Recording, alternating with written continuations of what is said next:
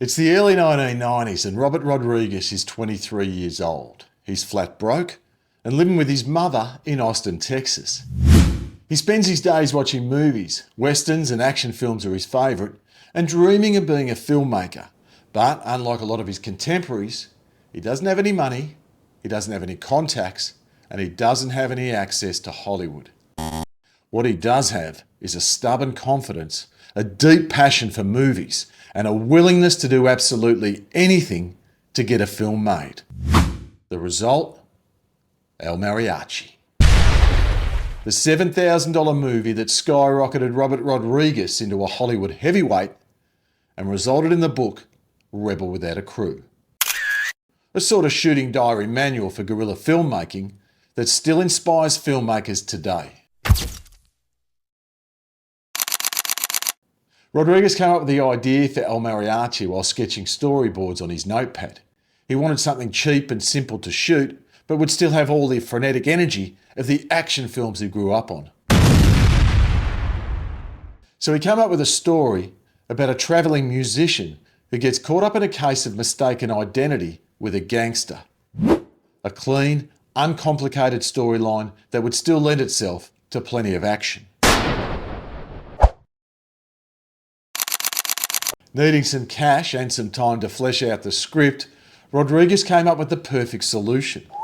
He volunteered himself to a medical research facility where he was paid to sit around and have drugs tested on him. Yeah, a lab rat.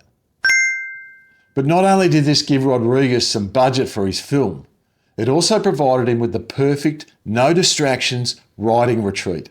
Sitting around those sterile dorms with the other lab rats waiting to see if the drugs had any wild effects on his body, Rodriguz was able to hammer out the script for El Mariachi. Now, as you can imagine, these lab rat jobs attract people from all walks of life. Some of the other lab rats didn't just inspire Rodriguz's characters, he actually ended up casting some of them in the film.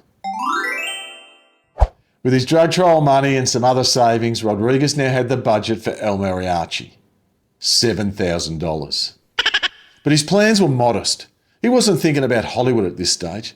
This was all about practice, about learning his craft, his own personal film school. And with any luck, he might get a few sales on the Mexican video market. Now, with such a tight budget, Rodriguz couldn't afford to blow any of the money on casting. He'd already cast some of the other lab rats from the medical research facility, and for the other roles he called on family, friends and locals from the neighbourhood. Having a cast that had no acting experience, Rodriguz had to call on all his tricks and resources to make it work. When actors were struggling to remember their lines, Rodriguz tried using cue cards, but this didn't work, as you could see the actors' eyes going back and forth across the screen trying to read the script. So to counteract this, he got the actors to wear mirrored sunglasses. Now this worked well on two fronts. Firstly, you couldn't see their eyes going back and forth across the screen trying to read the script. But secondly, it made his characters look even more menacing. To cover his costume budget, Rodriguz got the actors just to wear their own clothes, and for locations, he would shoot wherever he could get away with it. Bars, hotels, back alleys, always without permits or consent. Even the catering was a family affair. Rodriguz's mother made all the food for the cast and crew, while Rodriguz shot, lit and edited the film himself, often running multiple jobs at once. Yikes! As a huge action fan, Rodriguz really wanted to get some of that frenetic energy and movement into his film. But of course, he didn't have the budget for fancy rigging or dollies or cranes. So to get around this, Rodriguz would strap himself into or onto just about anything that would move. For dolly shots, he'd sit in a wheelchair and have someone wheel him slowly backwards. For tracking shots, he'd get on his push bike with his camera and follow the subject. And for the real action chase scenes, Rodriguz would strap himself to a moving car and even a moving bus. The gunfights posed another problem.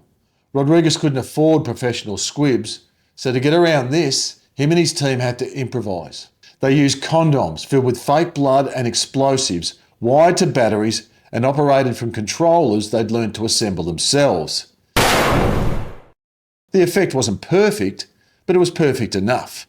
and it taught Rodriguez the basics of practical effects.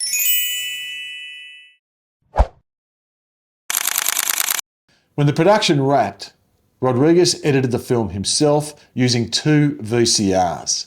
He dubbed sound where he could and begged favours for the music. This was guerrilla filmmaking in its purest form. For distribution, Rodriguez stuck to his initial plan of shopping the film around to Mexican distributors, trying to get the film on the shelves of local video shops. This generated a few sales, but still well below the paltry $7,000 budget. Unsure what to do next, Rodriguez decided to enter the film into some film festivals. Again, his instincts proved to be correct. The film still wasn't generating any income, but it was starting to create a real buzz around the festival scene. So much so that one festival programmer sent the film to a friend of his who happened to be an executive at Columbia Pictures. When they screened the film at Columbia, the executives were stunned. Not just by the high action and energy of the film, but by the sheer audacity with how it had been made. Suddenly, this $7,000 straight-to-video action flick now had an American theatrical release and would go on to gross over $2 million. When El Mariachi won the Audience Award at Sundance in 1993, it put Rodriguez instantly on the map. And the studios came a-calling. They all wanted a piece of the boy who had turned 7,000 into 2 million, and they all wanted a sequel. For his sequel, it's fair to say Rodriguez had a slightly bigger budget, and it's fair to say a slightly more accomplished cast. Desperado had a budget of $7 million and would go on to take over $25 million at the box office. It had a cast list that included Antonio Banderas and Salma Hayek, joined by Cheech Marin, Steve Buscemi, Danny Trejo, and even a cameo from Quentin Tarantino. In 2003, Rodriguez would go on to complete what is now known as the Mexico trilogy, with Once Upon a Time in Mexico. This time the budget was $25 million, and Antonio Banderas and Salma Hayek were joined by Willem Dafoe, Johnny Depp, Mickey Rourke, and Eva Mendes. The film would go on to gross over $100 million.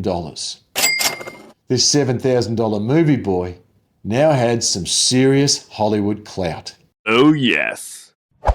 In recent times, Rodriguez has moved into producing, setting up his own studio, Troublemaker Studios, and launching the El Rey television network, a platform for underrepresented voices.